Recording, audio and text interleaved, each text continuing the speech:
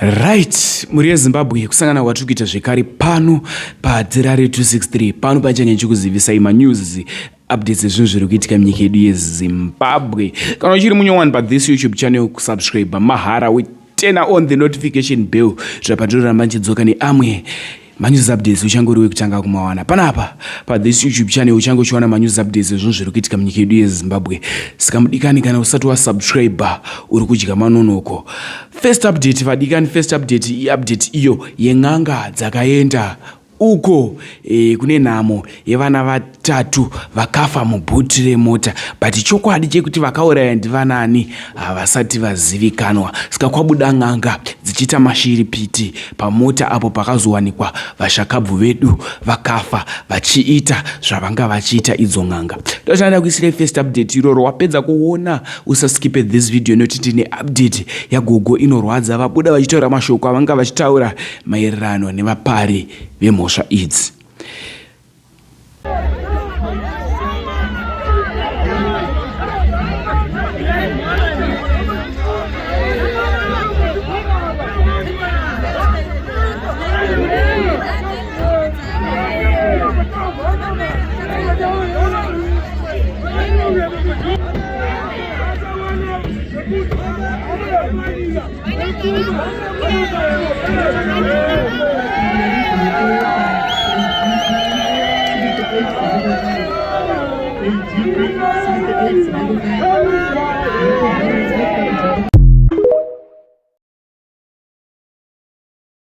Next update iyo yagogo wabuda vachishungurudzika vasiya vanhu vemuZimbabwe vane kurwadziwa kukuru nekuda kwevanhu vakapara mhosva yekuraya vana vadiki ava. Vakapara mhosva.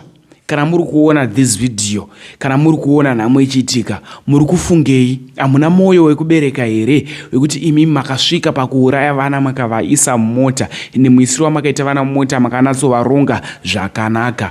Zvinorevei senyika yeZimbabwe tapererwa hatina remuromo? Much love. Ndakugwadziwa muzukuru.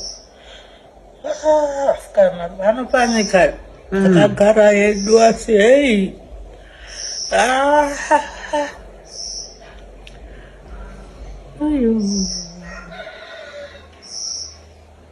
vakatadzei vana vatadzei. Kana vanga vari vabereki vakatadza gwaini maugana vabereki kwete kuinda kuvana shuwa vana vatadzei.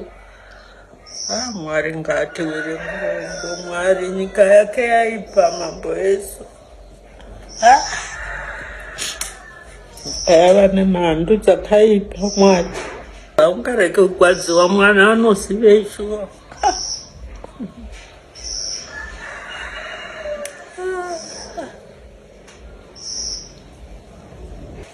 Vanofanira Mwari vapewo chirango chakaoma vanhu vakaita saizvozvo. Uye kunota kwacho kana uchiitira kunota zvinhu zvaunosiyawo pano pasi unoenda nazvo here kudenga? Dekuchii ukanota unofa unoenda nezvinhu zvako?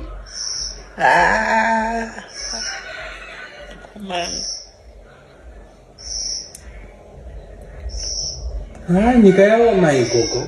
Munhu akadaro akabakwa ngavazive zvavanoita ona. Nyika yaipa shuwa, nyika yashata muzukuru. Vanavo munhu wani here kana kuti? Kana ndandisikunzwisisa kuti vana vemunhu wani here anonyatsonzwisisa ini gogo. Watozotofunza vazukuru venyu kuti vanga vari vana vemunhu wani here kana kuti vana vevabereki vakasiyana.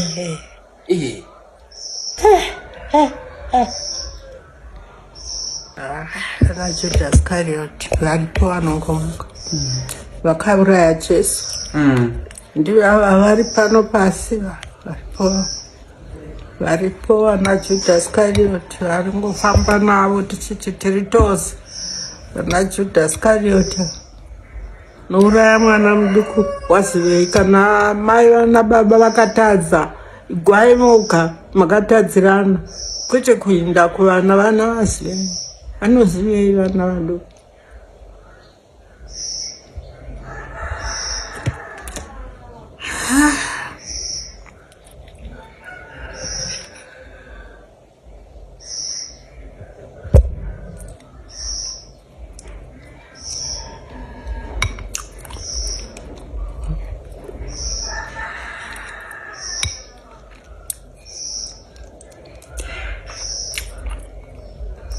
Ye ukabahwa izvozvi unonovharikwa unobuda.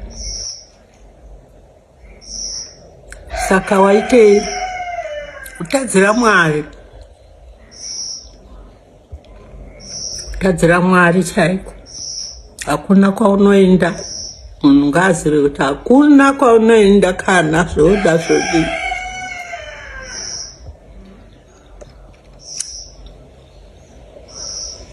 Vana vaduku. Vana vaduku. Maziso.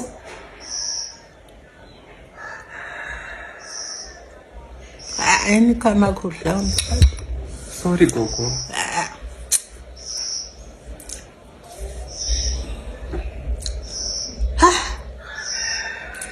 Takagara muno munyika tigere zvedu patera. Izvozvi kwavari vanoti takagona. Makagona asi hauzivi kuti wakagona pano pasi kudenga hauna. Mwari anokutokuisira mumbure wokutovhara uri kuno. Vagamuchire zvakadaro mambo Yesu. Mufananidzo wake iye shuwa ndo mavuraigwa akaikwa mambo Yesu. Achiroveregwa pachipiyaniso nhasi varoverera vana vaduku vasina chavanoziva vichitogodora maziso zveshuwa. Uye huku ukagoteta wani kuiuraya huku unoteta wani asi huku yakangosikwa naMwari inourayiwa inochekwa musoro yourayiwa nembudzi chaizvozvo asi unoteta muzukuru kuti ndava kubudisa mweya waMwari mukati asi ngozoti zvinhu zvakaina Mwari zviitike tichikura tawana zviripo tichizvagwa tawana zviripo saka ngazvingoitwa asi zvinogwadza uchiona huku ichiti papa uchicheka musoro kukuzoti munhu nomweya sowako varume musadai vanhu wevana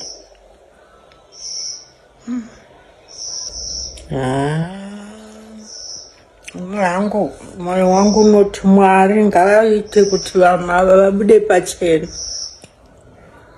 Vanhu vakazviita ava ngavabatwa. Vachataura zvavakazviitira. Vachapuwawo chirango chavo naMwari.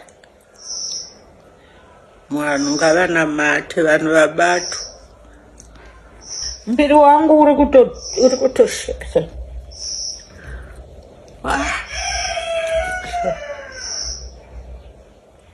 Saka mozodya temba. Ya ndadya tembe. Ndazvimboferera. Vanhu vaMwari ngavanamate chaizvo nesimba kuti vanhu havabakwe. Vataure chikonzero chavaitira zvinhu kaipa kudai.